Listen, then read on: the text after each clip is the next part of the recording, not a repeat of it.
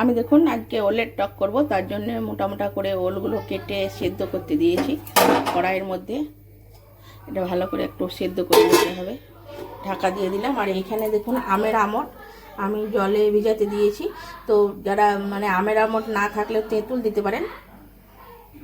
দেখুন ওলটা আমার সিদ্ধ হয়ে গেছে, নামিয়ে নিয়েছি। আর কড়াইয়ে পাঁচফোড়ন দিয়েছি তেলের উপরে। আর এখানে দিয়েছি চিনি, নুন, হলুদ আর একটু গোটা লঙ্কা গুঁড়ো।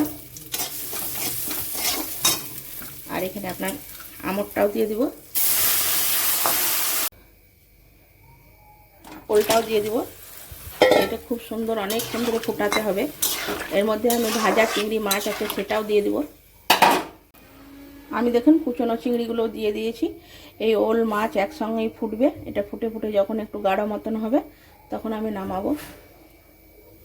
দেখুন ওলের টকটা আমার হয়ে গেছে। তো এর মধ্যে আমি ভাজাগুলো দিয়ে দিয়েছি। দেখতেই পাচ্ছেন কত গাঢ় গাঢ় মতন হয়েছে। এরকম নামাতে হবে। এটা যখন ফ্রিজে রেখে রেখে খাবেন খেতে খুব ভালো লাগে।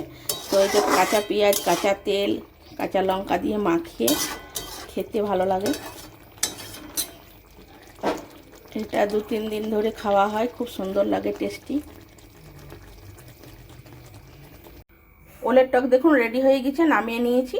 ওলের টক যত বাসি হয় তত খেতে টেস্টি লাগে। আপনারা করে খেয়ে দেখবেন ফ্রিজে রেখে রেখে।